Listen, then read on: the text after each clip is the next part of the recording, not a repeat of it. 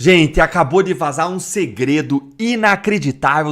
É absolutamente inacreditável. Dá uma olhadinha aí comigo. Então, um destaque para uma postagem numa rede social que o ministro da Defesa de Israel, Israel Katz, acaba de fazer e que é uma pedra, digamos, jogada ali nesse complexo xadrez de relações entre Brasil e Israel, uma pedra, eu diria até bastante perigosa. Diz a postagem: quando o presidente do Brasil, Lula, desrespeitou a memória do Holocausto durante o meu mandato como ministro das Relações Exteriores, declarei-o persona não grata em Israel até que pedisse desculpas. Agora ele revelou sua verdadeira face como antissemita declarado e apoiador do Hamas ao retirar o Brasil do IHRA, o organismo internacional criado para combater o antissemitismo e o ódio contra Israel, colocando o país ao lado de regimes como o Irã, que nega abertamente o Holocausto e ameaça destruir o Estado de Israel. Aliás, um parênteses aqui, jamais Lula negou o Holocausto. Ele apenas usou a palavra Holocausto para designar o que poderia estar acontecendo também em Gaza. Como ministro da Defesa de Israel, afirmo, saberemos nos defender contra o eixo do mal do islamismo radical, mesmo sem a ajuda de Lula e seus aliados. Vergonha para o maravilhoso povo brasileiro e para os muitos amigos de Israel no Brasil, que este seja o seu presidente, dias melhores virão. E põe essa imagem feita por inteligência artificial, Lula como um fantoche do Ayatollah Khamenei, muito pesada essa nota, muito agressiva, em português, num tom de quem está realmente querendo um rompimento. Vejam essa reportagem, Operação Imeri, o resgate clandestino de Nicolás Maduro pelo Brasil. A reportagem diz assim: nos círculos fechados do Itamaraty, em despachos sigilosos, uma palavra começou a ser sussurrada. Operação Imeri. Imeri ou Imiri? O nome, tomado emprestado da serra que divide o Brasil e Venezuela por trechos quase inóspitos da Amazônia, simboliza o ponto de contato entre duas realidades distintas. De um lado, a democracia ainda imperfeita, mas pujante do Brasil, é o texto. Vou botar aqui, porque eu não concordo, mas talvez escrito pela Andréa Matais. De outro, a autocracia criminosa e narcoterrorista de Nicolás Maduro, cujo regime se sustenta em corrupção, repressão tirânica e alianças com cartéis transnacionais. A concepção da operação não surgiu do acaso, mas como resposta direta ao cerco progressivo conduzido por Washington contra o narcoterrorismo na América Latina. Em agosto de 2025, o presidente Trump determinou o deslocamento de 3 destroyers, nós noticiamos aqui no Paulo Figueiredo Show, de mísseis guiados para o sul do Caribe, acompanhados por um contingente de 4 mil militares norte-americanos. Oficialmente, a medida foi anunciada como parte da intensificação da guerra contra o narcotráfico. Na prática, tratava-se de um recado inequívoco. Os Estados Unidos não aceitarão que o chamado Cartel de los Soles, travestido de governo venezuelano, continue transformando o país em uma plataforma continental de exportação de cocaína para a América do Norte e Europa.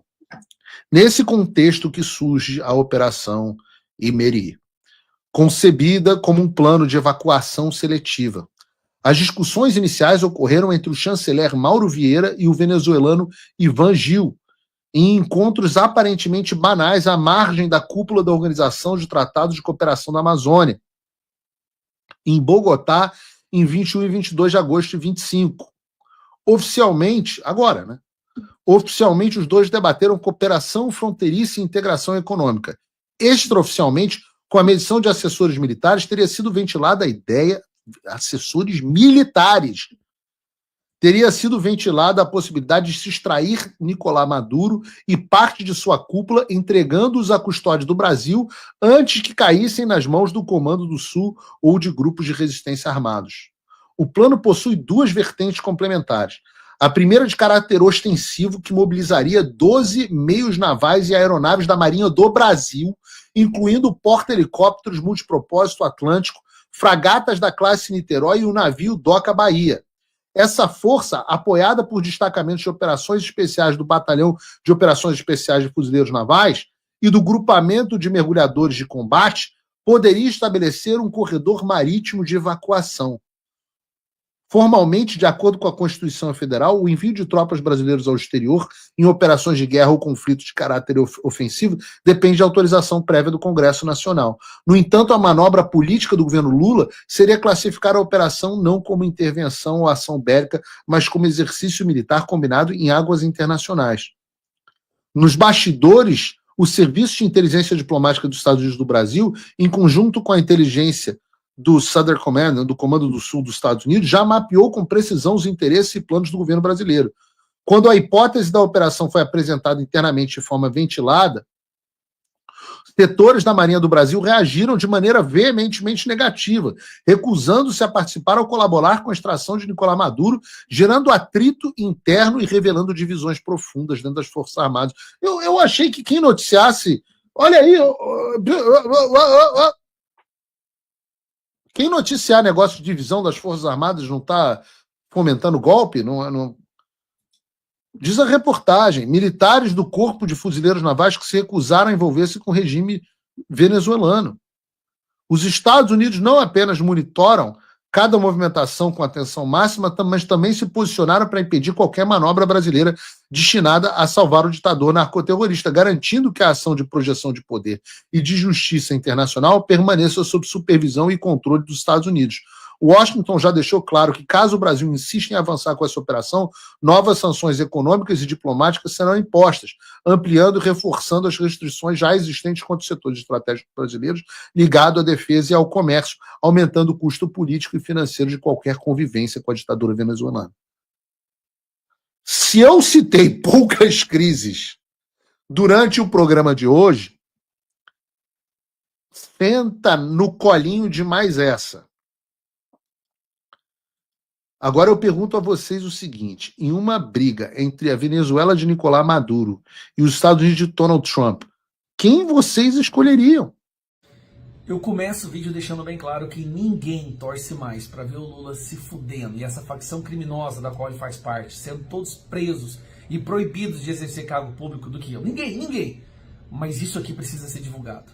Porque por mais que eu não goste do PT e não goste desse governo, não goste do Lula, essa ideia que eles estão tendo precisa ser abandonada, porque o custo que isso vai dar para o nosso Brasil, o prejuízo, o dano é irreversível. O que o Lula, o que esse governo está pensando em fazer, isso aí extrapola todos os limites. Isso aí destrói o nosso país. Então vamos lá, vamos entrar no assunto aqui. Todo mundo já sabe que o Maduro, ou ele vai ser sequestrado, vai ser apreendido, ou vai ser aniquilado, executado pelo governo americano em questão de dias. O governo americano já reconhece o Maduro não como nem um líder ilegítimo, mas como um narcoterrorista. Assim como eles reconhecem os terroristas lá do Houthis, do Hamas, do Hezbollah, que eles executam com ataques de precisão cirúrgica. Então, a partir do momento que o governo americano reconhece que o Maduro é um narcoterrorista, trabalha com facções de tráfico de drogas e manda droga para os Estados Unidos, o que representa um perigo ao território nacional dos Estados Unidos, o Donald Trump mandou destroyers, porta-aviões, submarinos, 6.000 soldados ali na fronteira da Venezuela, no mar. Tá claro isso. Maduro vai cair. Todo mundo sabe disso. Alguns presidentes que também vivem do narcotráfico já saíram em defesa do Maduro, né? O Gustavo Petro, amigo do Lula, defensor do STF, já está falando que se tiver guerra, ele vai entrar no meio da guerra. Só que o Lula tá calado. E aí isso chamou atenção. Por que o Lula está tão calado assim, sendo que o Lula trouxe o Maduro aqui, vende o Maduro para o mundo como uma pessoa boazinha, reconheceu a eleição fraudada, o golpe que o Maduro deu na Venezuela? O que está acontecendo? Agora eu vou explicar para vocês. Fontes de dentro da Marinha e das Forças Armadas fizeram questão de vazar essa informação, porque eles têm medo do que isso pode causar no Brasil se o Lula levar adiante esse plano, uma tal de Operação Imerê. Vamos entender aqui. Maduro vai ser executado, ele só tem uma chance agora, ele vai ter que fugir. Ele já está contemplando a possibilidade de ir para Nicarágua, onde ele tem também lá um presidente ditador que é muito alinhado com a visão de mundo dele. Mas ele contempla também vir para o Brasil. E o Brasil já é reconhecido por mandar aviões da FAB para prender pessoas, para salvar corruptos. Recentemente pegou a primeira-dama do Peru e trouxe ela para o Brasil com nós pagando, o brasileiro pagando isso para protegê-la aqui no Brasil, para ela não ser presa por corrupção, num esquema de corrupção que inclusive o Lula era o chefe. Então está ali protegendo testemunhas dos crimes dele. E se tem alguém que sabe de mais crimes do Lula, é o Maduro. Se o Maduro é pego pelos Estados Unidos e ele acaba abrindo a boca e falando tudo que ele fez pelo PT, o dinheiro do narcotráfico que vinha do PT, isso daria um problema gigantesco para Lula no período pré-eleitoral. Então Lula só tem uma salvação agora: buscar o Maduro e protegê-lo. Lula não está protegendo um amigo, Lula está protegendo um cúmplice que sabe dos crimes que ele cometeu e ele precisa mantê-lo aqui no Brasil protegido. Daí surge a Operação Imerê. O que é essa Operação Imerê? Lula quer usar as Forças Armadas, a Marinha Brasileira, a Aeronáutica, para ir lá buscar o Maduro e trazer o Maduro para o Brasil junto com sua família. Olha onde nós chegamos. Recentemente, Mauro Vieira, tá aqui a imagem, Mauro Vieira apareceu fazendo uma reunião com o chanceler da Venezuela. Aí todo mundo começou a se perguntar, tá, por que o Mauro Vieira vai se reunir com o Ivan Gil da Venezuela? A Venezuela que está prestes a ser destruída, não a Venezuela, né, mas esse narcotráfico que se apoderou da Venezuela, está prestes a ser destruído. O que ele foi fazer lá? No Itamaraty eles falam que foi um tratado de cooperação amazônica, né? Neste momento que a Venezuela está prestes a ser, o governo do Maduro está prestes a ser derrubado, bom, aí fontes de dentro das Forças Armadas que viram o que ia acontecer e que se revoltaram com isso. Revoltaram, porque eles estão vendo que as nossas Forças Armadas agora virou uma estrutura de proteção de narcoterrorista. Soltaram para a imprensa. A matéria fala o seguinte: é nesse contexto que surge a Operação Imerê, concebida como um plano de evacuação seletiva. As discussões iniciais ocorreram entre o chanceler Mauro Vieira e o venezuelano Ivan Gil, em encontros aparentemente banais à margem da cúpula da Organização de Tratado de Cooperação Amazônica, em Bogotá, 21 e 22 de agosto de 25. Oficialmente, os dois debateram cooperação fronteiriça e integração econômica. Extraoficialmente, com a mediação de assessores militares, teria sido ventilada a possibilidade de extrair Maduro e parte de sua cúpula, entregando-os à custódia do Brasil antes que caíssem nas mãos do Comando Sul ou de grupos de resistência armados, ou dos Estados Unidos. Presta atenção nisso aqui. Se o Lula faz isso, aí o Brasil passa a ser um país apoiador de narcoterrorista. Aí já é uma outra coisa. Aí já não é o Moraes, violador de direitos humanos. Não é mais a questão da censura das Big Techs. É colocar o Brasil no mesmo nível de Irã. Irã, o Lula tá... O embargo que os Estados Unidos pode colocar no Brasil vai destruir o nosso país. Aí já não é uma questão de tarifaço. Embargo. O que é embargo? Qualquer país do mundo que fizer negócio com o Brasil fica proibido de fazer negócio com os Estados Unidos. Você está entendendo a gravidade disso? E o Lula vive essa ilusão achando que a China vai tomar conta e vai ajudar, querendo vender o Brasil para a China, como já está vendendo as terras raras e mineração e tudo mais. Só que a própria China está fazendo acordo com os Estados Unidos de comprar soja de lá. Soja que comprava daqui agora está indo comprar de lá. Gente, eu estou gravando esse vídeo para que ele viralize. Por favor, divulgue esse vídeo e para que o governo tire isso da cabeça. Isso é ir longe demais. É colocar o Brasil apoiador de terrorista. Nível Irã. Olha o que está acontecendo com o Irã. É embargo. É a destruição completa. Nem a China vai fazer negócio com o Brasil. Porque se a China fizer negócio com o Brasil, ela fica proibida de fazer negócio com o seu maior país consumidor, que é os Estados Unidos. E a China não sobrevive se ela não vender para os Estados Unidos. Porque não tem país que consuma igual ele. Tudo isso para proteger um narcotraficante, ditador, psicopata, que o Lula sabe que se ele for preso, se ele for realmente capturado e levado para os Estados Unidos, ele vai abrir o bico e vai falar tudo o que eles fizeram pelo PT, o dinheiro do narcotráfico, as pessoas que eles financiaram, os crimes do Lula, né, o metrô de Caracas, como foi desviado dinheiro de lá. Olha o nível que nós chegamos, meu Deus do céu. É isso tem que ser divulgado, porque eu estou vendo que está saindo em alguns lugares, mas as pessoas estão com medo de falar. Se o Brasil servir de paraíso para corrupto, para narcoterrorista, traficante, meu amigo, esquece. Aí já não vai ser nem questão de ser par internacional, nem anão diplomático, não. Vai ser uma vergonha. É indescritível o buraco que nós estamos prestes a entrar se essa Operação Imerê que saiu de denúncias de dentro das Forças Armadas, vazadas justamente. Quem fez isso está tão desesperado com as consequências dessa ação que eles vazaram a informação na esperança de que algo seja feito, de que isso não seja levado adiante. Olha o buraco que a gente se encontra, gente. Brasil vende minas à China, apesar de oferta mais alta. Mas é uma piada do início até o fim. Tá tudo errado isso aqui. Tá tudo errado. E no Brasil, ainda há uns idiotas, perdoe minha franqueza e a grosseria, que ainda acreditam no papo de soberania sul-global, mundo multipolar. Acho que foi indireta pro ministro. Mas vamos ver, gente, essa matéria aqui é uma piada do início até o fim. E por que eu te digo isso?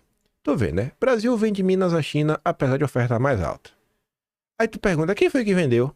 A Anglo-América. Já começou errado. A mina não era nem brasileira mais. A mina já não é brasileira.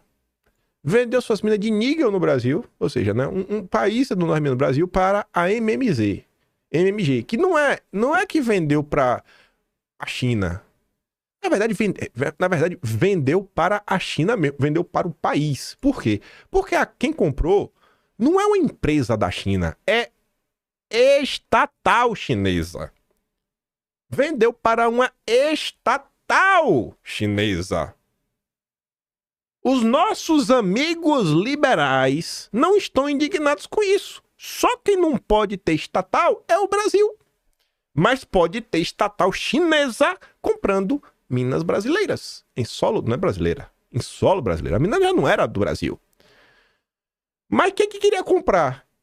Era algum brasileiro? Não. Era o grupo turco e o Dream sediado na Holanda. Então assim, no final do dia, soberania não existe. A direita só tá achando ruim porque foi pra China. Mas se fosse pra Turquia também tava de boa. Tu vê como são as coisas? Então assim, no final do dia não tem soberania nenhuma. Com o negócio, os chineses passam a controlar cerca de 60% da produção nacional de níquel. Tradução, 60% da produção nacional de níquel não é de uma empresa brasileira. Que normalmente, gente, se é empresa brasileira, os lucros em tese vão ficar na maior parte no Brasil. Tem até uma possibilidade da empresa reinvestir no Brasil, o que eu acho difícil, porque o Brasil hoje ele funciona até num esquema de rentismo econômico. Em que ponto? A mina tem uma limitação, né? Física, estrutural. Então tu chega num ponto que tu não consegue explorar mais níquel do que tu já explora. Tu pode até botar 1000 a máquina, mas tem um limite físico que funciona. Não dá pra passar 3 caminhões no mesmo lugar, dá pra botar 20 peão batendo na mesma pedra. Então tá ali. Bateu o teto. E tá no lucro. A empresa vai fazer o quê? Ele pode procurar algum lugar na área, que já tem expertise em mina, mas o dinheiro que tá sobrando no final do dia, o que as empresas fazem? Vai lá e compra título da dívida, paga em 15% sem fazer nada sentado em casa. Não tem um estímulo para as empresas brasileiras continuarem, né? Ou as empresas que estão no Brasil continuarem investindo em alguma coisa. Se tu tem dinheiro na mão livre, né? Em espécie, mete aí 15% garantido. Selic do pai Lula. IPCA mais 8, aí ó. Tá, delicinha. Delicinha demais. E essa? Acho que também aqui mostra até um erro de visão da direita, que fica pagando aquela, o Lula lá, o BRICS, que mano é BRICS, rapaz, que BRICS ninguém leva pra Lula não, Lula é vassalo dos Soros, Lula é o vassalo dos globalistas, cadê a China? A China tá deixando o Lula na mão, China admite ampliar a compra de soja dos Estados Unidos e liga alerta no Brasil, se comprar mais no Brasil, vai comprar menos mais dos Estados Unidos, vai comprar menos do Brasil. Aí o papo do Lula de buscar novos mercados, que novo mercado, meu pangaré, meu pangarilho, vai comprar dinheiro, vai comer pra quem? Pra quem? Quem tem costume de comer soja? Tu quer comer soja? Eu não quero, eu não vou comer, aqui nós ninguém vai comprar porcaria de soja, ninguém quer comer isso aí. Eu vou comer carne, de carne eu gosto, queijo também. Soja? Vai vender pra quem? Pra ninguém. Tá aí, tá abandonado. O governo Lula é um governo decrépito. Tem que olhar pro mundo, pô. E gente, não pode ser viés de confirmação. Você tem que olhar a coisa e realmente analisar o que tá acontecendo no país. Quem sustenta o governo Lula não é o BRICS. É o Soros. Quem que veio pro Brasil? Quem que tá defendendo o Lula na Folha de São Paulo? Quem que tá defendendo dinheiro na zona da esquerda no Brasil? É o Soros. É o Macron.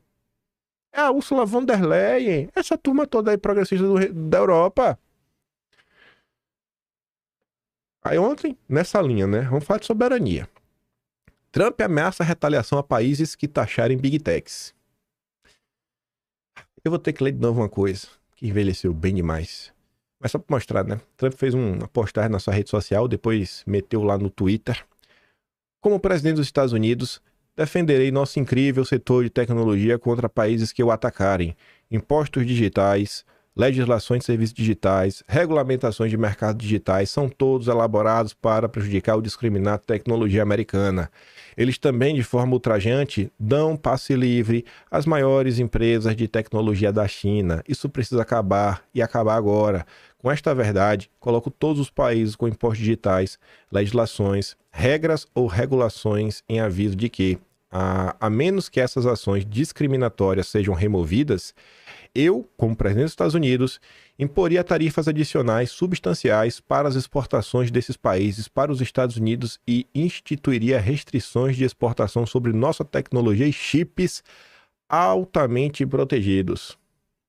Tá ameaçando, ó. Se vier de gracinha, o processador vai ficar mais caro. Aquele processador da Intel vai ficar mais caro, ou seja, computadores ficarão mais caros e o povo vai sentir, porque aí bate no varejo.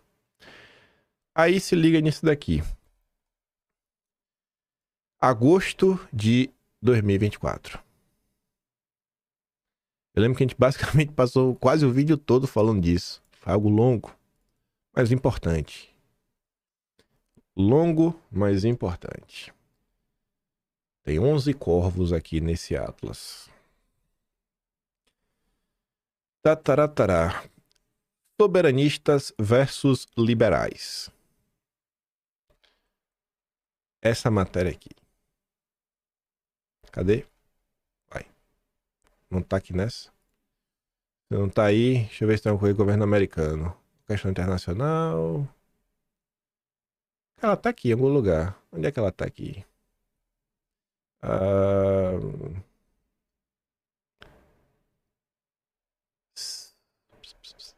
Brasil em Chamas, Orquestra Internacional. Cara, eu jurava que ela tá aqui. Deixa eu ver no mês seguinte. Será que foi setembro? Vou botar setembro. Diplomacia. Trump. Democracia do Piniquim. Deixa eu dar uma pausa aqui pra não gastar o tempo de vocês.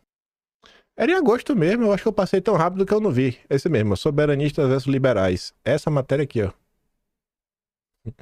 Essa aqui, ó. Deixa eu fazer rápido demais, não vi. Aí eu disse, botando Ctrl F, achei. O retorno da governabilidade hamiltoniana. Aí tá falando do Trump, né? O consenso liberal e globalista entrou em colapso. Assim que a competição geopolítica retornou ao centro dos assuntos mundiais, hoje a segurança dos Estados Unidos, seus aliados, juntamente com a variedade de bens públicos internacionais que a paz americana outrora garantiu amplamente, está cada vez mais ameaçada. Trump vem justificando suas ações sempre com base segurança nacional. Segurança nacional. Hoje, os interesses econômicos e segurança dos Estados Unidos, pensavam-se, exigiam a construção de um forte sistema internacional promovendo valores econômicos e políticos liberais. Se pensava. Era cada vez mais anacrônico pensar nos interesses dos Estados Unidos em oposição aos dos emergentes sistema mundial liderado pelos Estados Unidos. Agora mudou. Hoje, essa visão de utopia liberal global está sob fogo de todos os lados. A China e outros regimes não liberais buscam usar e abusar do poder estatal para criar desafios econômicos para as principais empresas de tecnologia dos Estados Unidos. Empresas como a Alphabet, Apple, Meta enfrentam obstáculos legais e regulatórios crescentes dos governos de poderes revisionistas.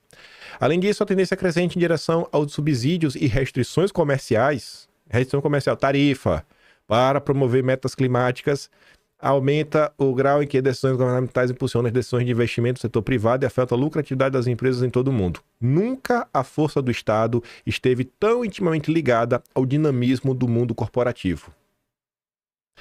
Para as empresas terem força, elas precisam de apoio do Estado. Essa conexão opera mais fortemente nos níveis mais avançados de tecnologia e produção. O complexo informação, finanças, negócios, governo é cada vez mais necessário para a prosperidade e segurança do Estado e do povo americano. A Foreign Affairs é legado do CFR, é legado do Deep State americano. Essa matéria aqui não sabia quem venceria. Trump ou Biden, quem vencesse iria mudar a ordem global. Agora, Trump também tá botando pocando, sem dó e piedade. Aí fala, liberalismo sobre problemas. Deixa eu ver qual pedaço. Deixa eu ver se é essa. Deixa eu ver.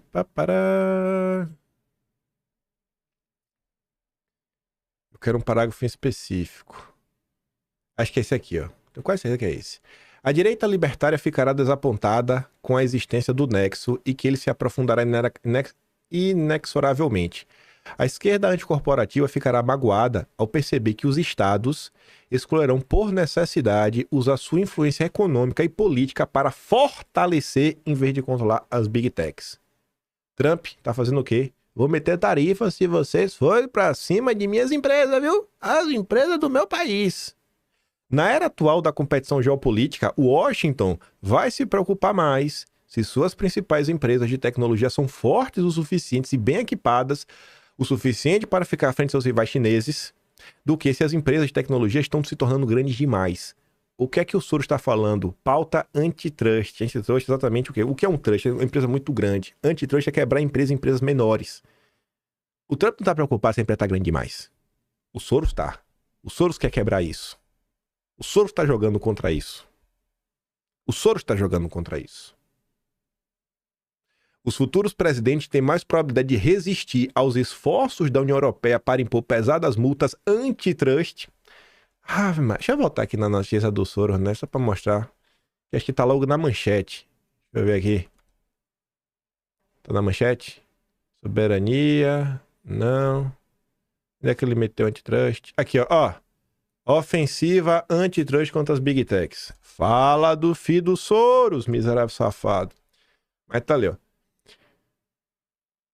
A questão de saber se uma empresa de tecnologia é uma parceira leal e confiável para o Washington vai importar mais para o governo dos Estados Unidos do que se a empresa é muito grande ou muito rica. Essa realidade, por sua vez, levará as grandes empresas de tecnologia a buscar um modus vivendi com o Estado. É nova era, irmão. Tu fica preso aí nesse papo dos malucos aí, o liberal, sei lá, Zé Boletim de Twitter, tu tá perdendo o barco da história. Tu tá sem entender nada. E vai continuar sem entender nada do que tá acontecendo. Então, assim, se a direita brasileira, a mesma direita que não consegue compreender que o Lula de hoje não é o Lula de 1989, do Foro de São Paulo. Em 1989 já era o vassalo do Biden, já, o filho do Golbery. Ó, o Lula não é o Lula de 2006. Não é mais o Lula de 2006 do Foro de São Paulo. Não é que o Lula não gosta do Foro de São Paulo.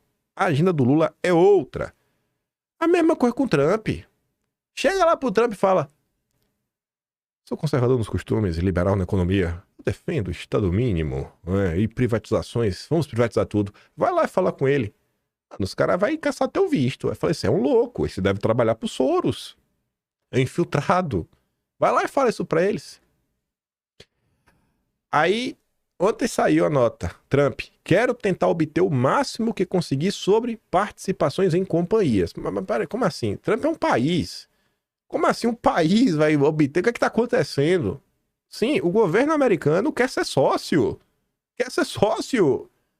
E os liberais rocambole entram em choque, né? Renato fala, cara, não, um detalhe retórico. A extensão que a Casa Branca pretende usar sua participação direta para assegurar controle e supervisão sobre tecnologia de ponta e indústria pesada. Isso está melhor explicado aqui, ó. Eu tinha comentado sobre alto nessa matéria no Estadão ontem. Falei só em vídeo, citei. Vamos olhar ela. Saiu originalmente do The New York Times. Sobre Trump. Estados Unidos se afastam do livre mercado e se aproximam do capitalismo de Estado chinês e europeu. Pronto. Trump comunista. Lá vai o comunista do Trump. As empresas privadas americanas têm um novo investidor com que se preocupar. Pronto. O Trump. Desde que tomou posse, Trump seria o governo da empresa americana de maneiras extraordinárias, incluindo a aquisição de uma participação na US Steel. E agora, né, tem a pressão para a redução nas receitas da Nvidia e da AMD provenientes da China. No mês passado, o Pentágono anunciou que iria adquirir uma participação de 15% na MP Materials, uma grande mineradora americana de terras raras. Na sexta, dia 22, a Intel concordou em permitir que o governo dos Estados Unidos adquirisse uma participação de 10% em seus negócios. pelo valor aí de 8,9 bilhão de dólares. Esses movimentos podem anunciar uma mudança do tão alardeado sistema de livre mercado dos Estados Unidos para um que se assemelha, pelo menos em alguns aspectos, a uma forma de capitalismo estatal mais frequentemente visto na Europa e em diferentes graus. Na China, na Rússia. As ações de Trump estão levando... Olha quem está preocupado com as ações do Trump. Os apoiadores dos governadores democráticos. Mas, versão Estados Unidos. Quem? Banqueiros e advogados de Wall Street. Não é advogado, é lobista. Lobista. Lobista da Faria Lima. Zé Boletinha. Zé Boletinha, vendilhão, entreguista saqueador e banqueiro. É esse tipo de gente que está preocupada com Trump. Mas, enfim, estão nervosos, se apressarem para ajudar as empresas a elaborar um plano de ação para se defender. Se defender de quê? Quer continuar saqueando todo mundo, né? Em paz. Ou pelo menos encontrarem maneiras de apaziguar Trump. Praticamente todas as empresas com as quais conversei que recebem regularmente subsídios ou subvenções do governo estão preocupadas com isso nesse momento. Ah! Eu quero ver aqui Zema, Tarcísio, Caiado e Ratinho Júnior falar disso aqui, ó. Subsídio. Vamos falar de corte de gás de subsídio? Vamos falar disso aqui. Vê quem é o brabo. Quem vai cortar subsídio do Rubens Ometo e da família Batista da JBS? Aí, tudo vira comunista do dia pra noite.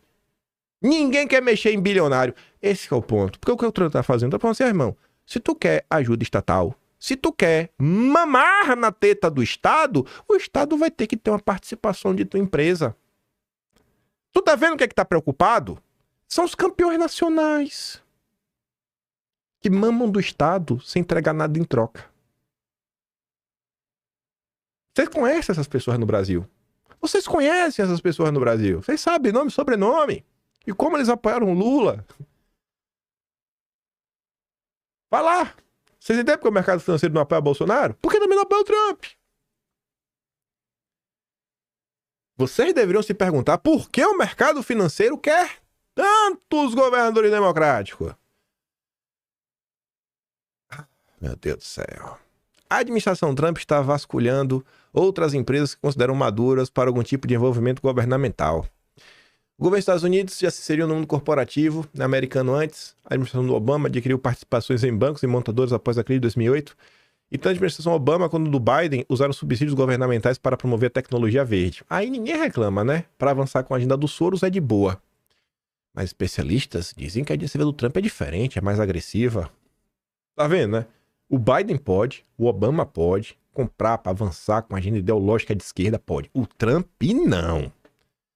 Mas algumas das medidas recentes de Trump parecem ser uma forte ruptura com os precedentes históricos.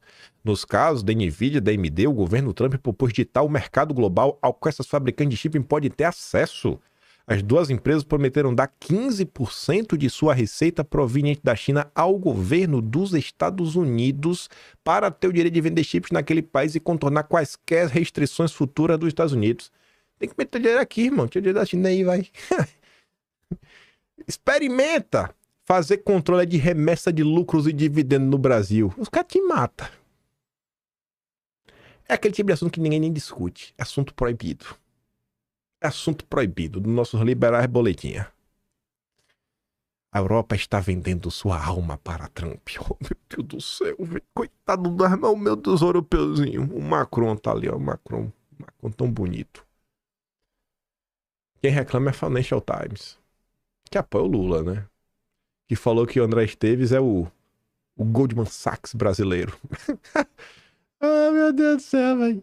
O que os liberais preferiam, né?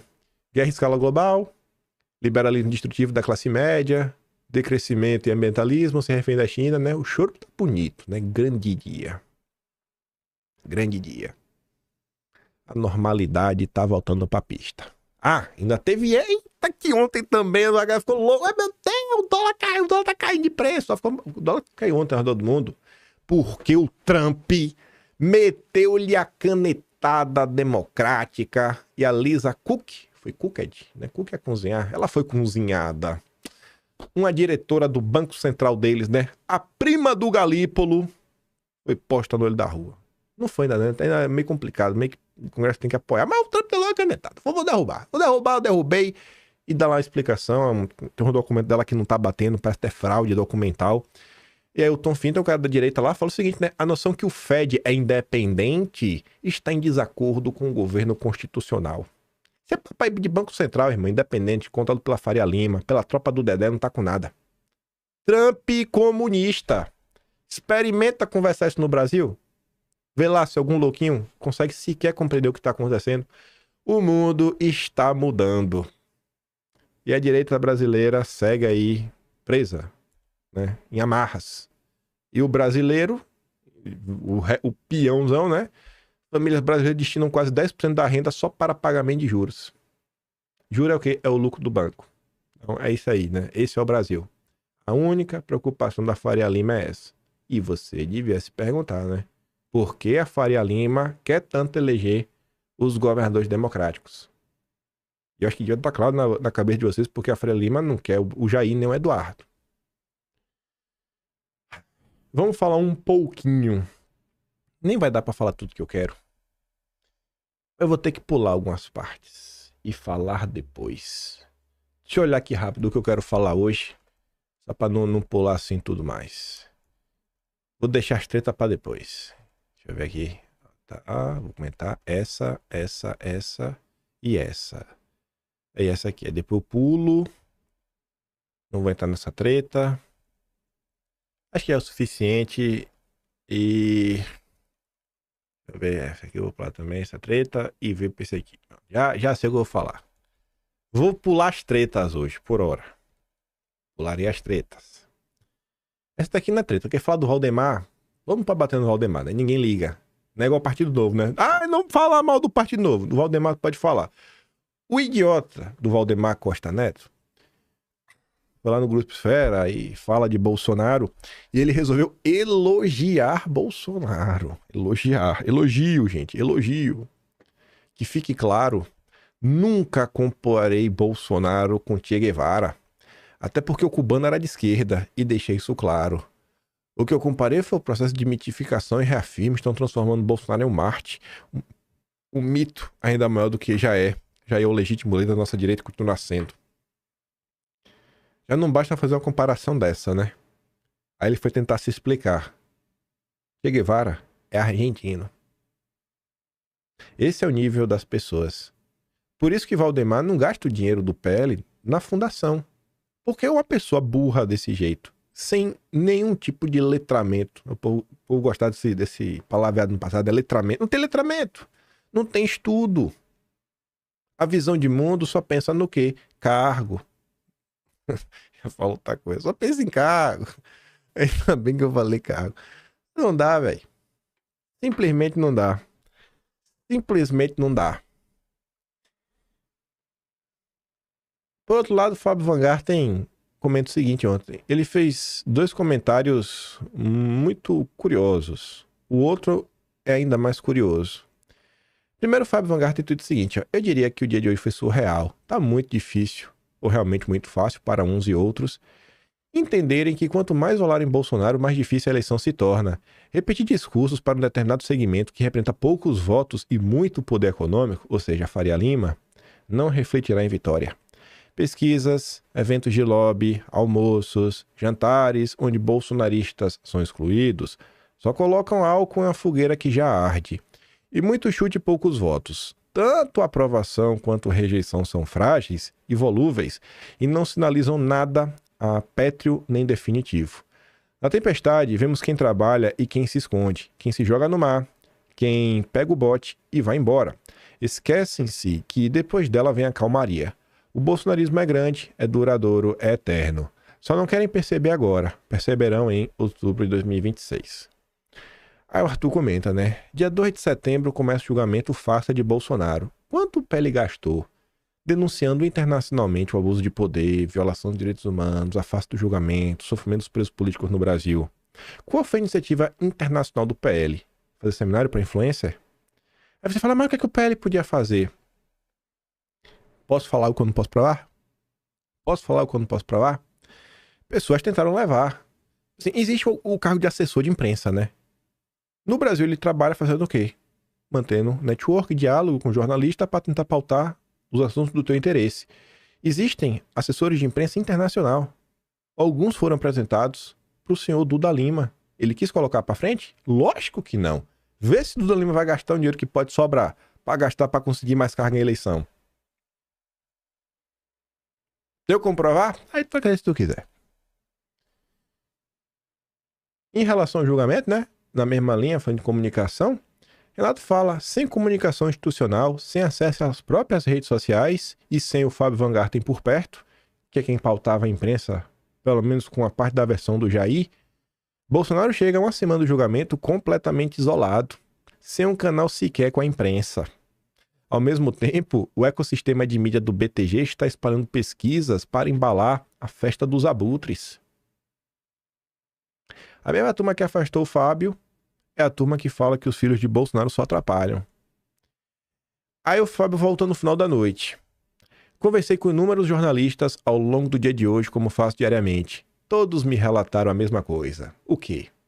Caciques do Centrão, que de besta não tem nada, estão procurando a imprensa para falar que Bolsonaro falou X, Y, Z com I, né? Para eles. Bolsonaro falou comigo isso. Todos estão se apresentando com procuração para falar em nome de Bolsonaro. E isso faz parte do plano.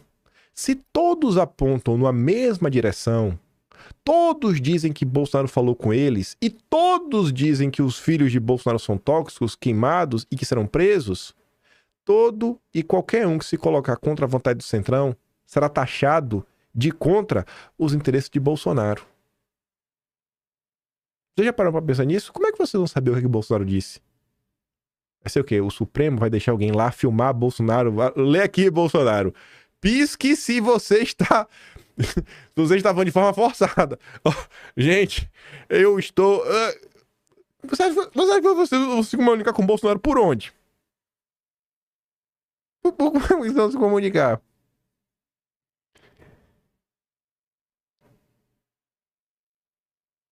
Se amanhã Flávio Bolsonaro falar alguma coisa, será que Flávio Bolsonaro realmente falou com o pai? Porque toda a imprensa vai falar o oposto. Toda a imprensa vai ter uma fonte que diz que, na verdade, o que Flávio Bolsonaro está falando é mentira. Porque para Ciro Nogueira, Bolsonaro disse isso. Para Antônio Rueda disse aquilo outro. Para o Caiado disse aquilo outro. Vai ser assim, até a campanha. E vai ter gente que vai acreditar na imprensa, não no Flávio Bolsonaro, não no Carlos Bolsonaro. O Eduardo não pode falar com o pai. Já é um a menos. A Michelle? Não, a Michelle fica naquela. Vai ter que falar, e aí? Será que a Michelle tá falando a verdade? A Michelle tem experiência política? Ou a Michelle pode ter algum interesse? E aí? Vão se lançar as dúvidas. Criou-se a tempestade perfeita, como diz o Fábio Van Garten. Estão criando a tempestade perfeita. Silenciaram o único líder da direita e o afastaram dos seus filhos. Trata-se de um sequestro político oportunista. Muito oportunista. Estão fazendo com o Bolsonaro é absurdo. Aqui essa é a parte da treta que vai ficar muito puto da vida. Deixa pra comentar. Isso aqui vai comentar. Com calma. Amanhã, possivelmente. Mas vem calma. Tava passando ontem, tô revisitando alguns assuntos. Fui ver os bate-papos do Olavo com o Yuri Vieira. Que foi por conta desses bate-papos que o Olavo teve a ideia, né? Porque eu não conhecia a tecnologia. Ele conhecia a tecnologia da época, de fazer gravação, meio que por telefone na época e tudo mais. É a partir daqui que cria o True Speak. Então, se não fosse o Yuri Vieira, do livro... O livro dele é um nome engraçado, né? O Olavo já falou várias vezes, Doutor Pinto Grande. É um livro de crônicas. O Yuri Vieira que é assim, né? É o avô do True Speak. É aluno do Olavo lá, escritor. A parte de literatura de ficção, dá pra falar isso, Yuri? Me perdoe se eu te descrever errado. Mas o cara é gente boa, tá lá no Twitter. Fala pouco, não fala muito, mas fala de política. Às vezes outro até resgata algumas coisas. Mas enfim. Aí eu fui lá pegar. Eu acho que esse daqui é o primeiro de todos os bate-papos, se não o primeiro, o segundo. E é logo no início da fala, o Olavo fala de algo que se encaixa aqui perfeitamente nos dias atuais. E eu escrevi o seguinte, né? Há 18 anos, em 1º de novembro de 2006, que é o dia que foi feito o upload aqui na plataforma, se for no canal do Yuri Vieira, tá lá. Papos com Olavo de Carvalho, que o podcast era na época Garganta de Fogo. No bate-papo com o Olavo já profetizava o ciclo que se repetiria com os chamados governadores democráticos. Olavo chegou a utilizar, eu vou dar play no áudio, a expressão ficção jurídica para descrever o cenário em que certas figuras são vistas como de direita, porque do outro lado é o PT. Porque se você botar para comparar com Bolsonaro, parece até centro-esquerda. Nesse arranjo, acabam entregando o país a Faria Lima através das privatizações, o que não passa de um esquema clientelista disfarçado de oposição. Você vê a explicação do Olavo. Ele não usa o termo Faria Lima, né? De outra parte do estamento burocrático. Olavo também denunciava a cegueira deliberada, quando muitos tinham medo de enxergar a realidade. Vai que descobre que o aliado não é tão aliado assim, né? Esse fenômeno permanece atual. Pessoas que preferem varrer problemas para debaixo do tapete em nome da união da direita, né, de direita, acreditando que no momento é prioridade absoluta derrotar o PT. Mas, como o próprio Olavo alertava, tirar o PT do poder pode até trazer um alívio momentâneo. No entanto, da mesma forma que a Alckmin, já criticada em 2022, foi definitivamente desmascarada em 2006, foi definitivamente desmascarada em 2022 ao se tornar vice de Lula, a máscara antissistema dos tais governadores democráticos também cairá. Antissistema vocês não são. E quando isso acontecer, não adiantará o povo fingir que foi enganado. Vamos ouvir o véu Olavo. 18 anos atrás. Eu era uma criança. Veja só. Porque é tão difícil de conversar com alguma. Por exemplo, eu encontro alguns amigos que eu não via há anos. Aí você começa a falar de política, acabou, né? Eles acham que PSDB é de direita e não tem a visão liberal mesmo de... O país onde todo mundo diz que o PSDB é da direita, o país está fora da realidade, está fora do mundo. Então... Mas o PSDB é a turma do o socialismo fabiano, das coisas econômicas, né? Então, é a esquerda europeia, porra. Isso é o PSDB. Agora, o PSDB só pode ser considerado direita dentro de um regime comunista. Quer dizer, para o comunismo, então o social-democrata é direita. Então, isso quer dizer que a referência básica do Brasil é a mitologia comunista. A referência do Brasil é que é o PT. Se o cara está à direita do PT, o cara é de direita. Por isso que alguém consegue olhar para os governadores democráticos e falar, esse cara é de direita. O que esses malucos defendem? De verdade. Não tô falando da boca para fora, não. Né? Skin on the game, né? Botando a pele em jogo mesmo. Não vou falar a palavra, né? Botando na reta. Botando o seu na reta. Quase eu falei. Eu nunca vi. Tu já viu? Se tu já viu, tu me conta. Mudou alguma coisa? Gente, 18 anos atrás, olha o cenário. Olha o cenário. Meu Deus do céu, velho. O vocabulário comunista, quer dizer, os caras são comunistas pra caralho. Todo mundo é comunista. E não sabe. Entendeu? Então, pra ele, qualquer coisa que esteja à direita do Fidel Castro já é direita. É inaceitável. Então pronto, então, quer dizer, isso é um país de comunista. Agora, se você pergunta os caras se é comunista, o cara fala não. Sim, uma coisa que ninguém pensa é na redução do Estado também, porque eles só pensam nisso, que o Estado tem continuado gigante do tamanho que está e que fica melhor, então, na mão de quem estiver quanto mais à esquerda, melhor. Mas não pode diminuir, porque é a mamata desses filhos das putas. Quando diminui, como aconteceu no FHC, o que você faz? Você pega pedaços do Estado e vende para esses mesmos filhos das putas que já estão dentro dele. Entendeu? Então você transforma do sistema estatista para um sistema clientelista. E isso aí, e depois o Estado compra de volta. Entendeu? Ele não sai disso. Quer dizer, o FHC ele conseguiu pegar as privatizações e transformar num instrumento só de fortalecimento do grupinho dele. Ele estragou o sistema das privatizações, era para sanear o Estado, e ao contrário, sujaram mais ainda, pô. Mas que diferença faz? Ou tudo pertence ao Estado, ou tudo pertence ao grupinho que domina o Estado. Essas são as duas alternativas, e uma delas o pessoal chama de direita. Olha, o debate político brasileiro assim, é nojento, é subhumano, é coisa de macaco, não é coisa de gente. Então o negócio tá... O debate político é Emir Sader versus Arthur Janotti. É uma coisa tão desprezível, tão boboca, tão estúpida, que não dá vontade de prestar atenção nisso, entendeu? Você sabe que eu conheço gente que tem até medo, né, de ler seus textos. Não porque não entendem, mas porque entendem muito, né? E só ficam mais desesperados. O brasileiro é de uma covardia intelectual anormal. O argentino tem razão, chama de los macaquitos. Você acha que Não, macaco, tudo mico-leão dourado. Você acha que está sem solução mesmo aqui pelos próximos 20 anos aí? Não, elegendo o Alckmin, que é bem capaz que se eleja, dá para dar uma respirada. Né? E durante essa respirada, a gente pode fazer alguma coisa boa na área cultural, por exemplo. Mas a longo prazo, o país está condenado. Não é um país que vai continuar existindo por muito tempo. O Brasil é uma ficção jurídica, porra. E aquela tal cláusula de barreira? O Brasil é uma ficção jurídica. No longo prazo, só com um projeto sério. Tu pode até meter um governo democrático aí, dar uma respiradinha aí, 4 anos, ver se a perseguição diminui um pouquinho. Mas esse sistema, irmão, só Bolsonaro. Se tu quer mudança mesmo a longo prazo, tu sabe, né? Tu sabe, né? Enfim, né?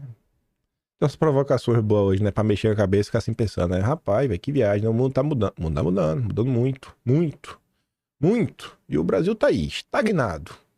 Com as disputas e debates mais pífios que a gente vê. A gente tá evoluindo. Estamos evoluindo. Todo dia a gente anda um pouquinho pra trás. Vai abandonando isso, abandonando aquilo outro, abandona a busca pela verdade. O importante é derrotar o PT. Derrotar o PT e tudo mais. Ainda falta isso. Não é anistia ampla, já restrita e tudo mais. É só papo de maluco, papo furado. Ninguém quer se posicionar. É a promessa que no dia que for presidente resolve. Não, espera aí, vamos esperar. Vamos esperar Bolsonaro apontar o dedo. Bolsonaro tá sendo preso. Tá sendo destruído a olhos nus. Né? Mas no dia que Bolsonaro for preso, vai ter um tweet. No dia que Bolsonaro for destroçado, assim, vai ter um tweet. Fala, meu Deus, que dia é esse pra democracia? Eu tenho certeza que a justiça vai rever essa posição, mas Bolsonaro me apoia pra 2026, viu? Gente, dia 2 agora começa o julgamento de Bolsonaro.